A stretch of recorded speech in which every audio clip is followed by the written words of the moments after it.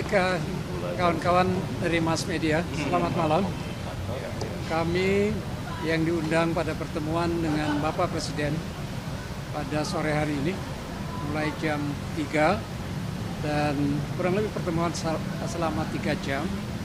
Kami mendapat banyak informasi dan mengenai banyak hal yang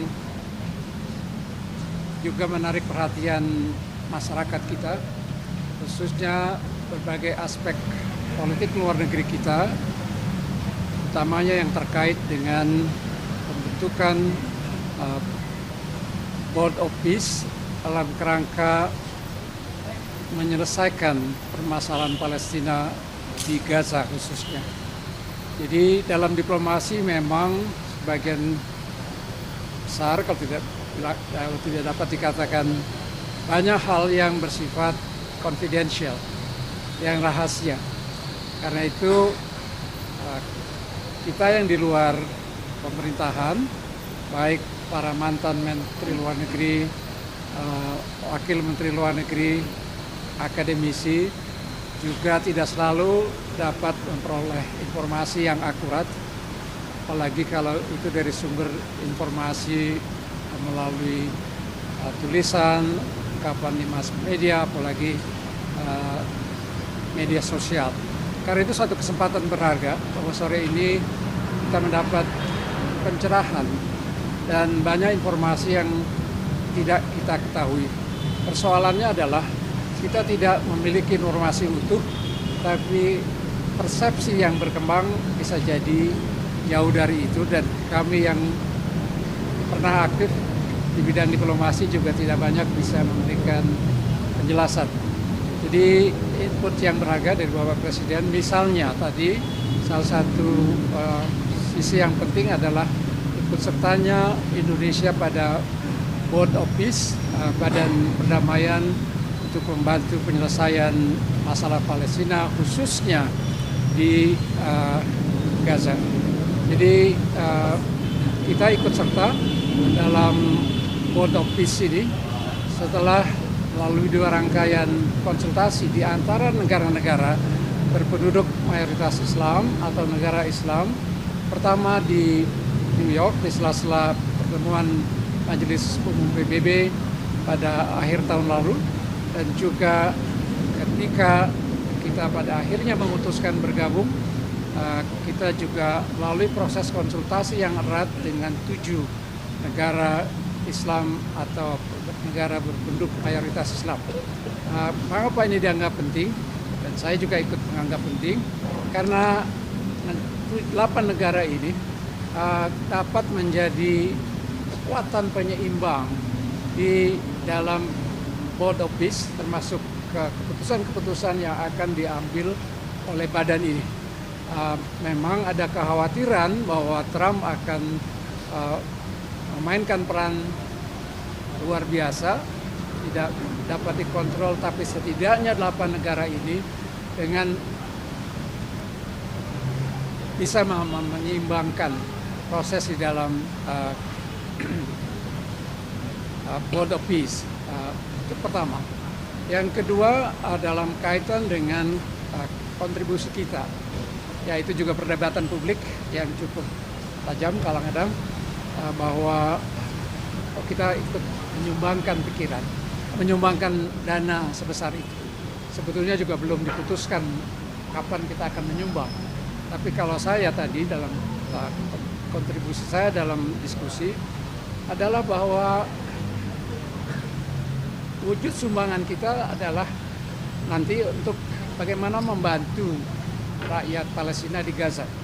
Karena dengan sumbangan itu juga wujud nyata dari kepedulian kita terhadap penderitaan rakyat Palestina.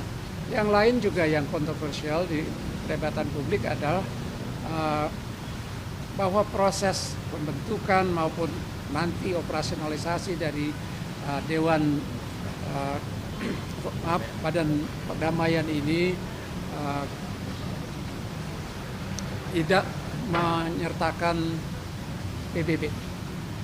Saya memberikan contoh bahwa dalam sejarah PBB sejak awalnya banyak upaya konflik resolusi yang dilakukan di luar kerangka PBB. Tidak kurang ketika kita berunding dengan Belanda pada tahun 49, itu sebelumnya ada proses di luar PBB. Bahkan Amerika membantu kita untuk ikut dalam perundingan KMP dengan menekan Belanda. Kalau tidak Belanda mau berunding, maka bantuan ekonomi khususnya Marshall Plan akan dicabut. Juga kita mengalami pada masa kita berjuang untuk mengembalikan Irian Barat. Tidak kurang adalah Amerika yang waktu Presiden Kennedy yang memediasi dengan menunjuk seorang diplomat seniornya, Alstott Bunker, berunding di Virginia, sepakati perjanjian yang kemudian disebut dengan Perjanjian New York.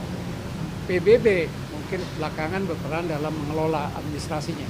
Tapi dengan kata lain, kita tidak perlu a priori bahwa ada proses di luar kerangka PBB dan itu tidak perlu ditafsirkan secara negatif sepanjang itu menghasilkan tentunya. Dan proses Board of Peace ini kan masih awal, jadi juga kita masih lebih terbuka untuk jangan tergesa-gesa menilai, apalagi kalau kita hanya mendasarkan pada informasi yang tidak cukup utuh.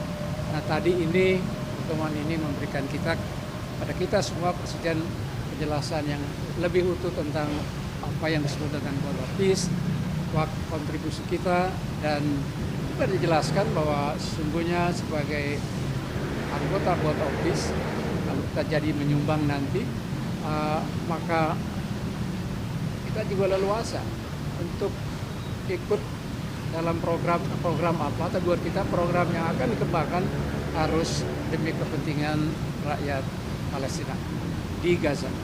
Yang lainnya adalah bahwa kita juga punya kedaulatan untuk memutuskan apakah kita akan terus lanjut atau tidak, tergantung pada bagaimana proses ini nanti dalam perjalanannya sesuai dengan niatan kita yang sesungguhnya yaitu membantu rakyat Palestina. Tapi sebelum itu juga kita patut terbuka untuk menghargai bahwa dengan inisiatif yang menuju pada Board of Peace ini, maka perang yang lebih 2 tahun berkecamuk di Gaza mengakibatkan korban 71.000 orang meninggal dunia, masih ada lagi. Itu sementara ini bisa dihentikan sehingga bantuan kemanusiaan sudah mulai mengalir. Pos di Rafah, perbatasan antara Mesir dan Gaza sudah dibuka, dan sedikitnya itu membantu mengurangi penderitaan rakyat Palestina di Gaza. Jadi itu beberapa hal yang saya ingat, mungkin kawan-kawan lain bisa menambahkan dari pertemuan kita tadi yang mungkin diperlukan oleh kawan-kawan dari mass media massa. Terima kasih. Mungkin kalau ada pertanyaan juga silakan untuk Pak Palu. Ya, sedikit. Jadi pertemuan tadi ini membuka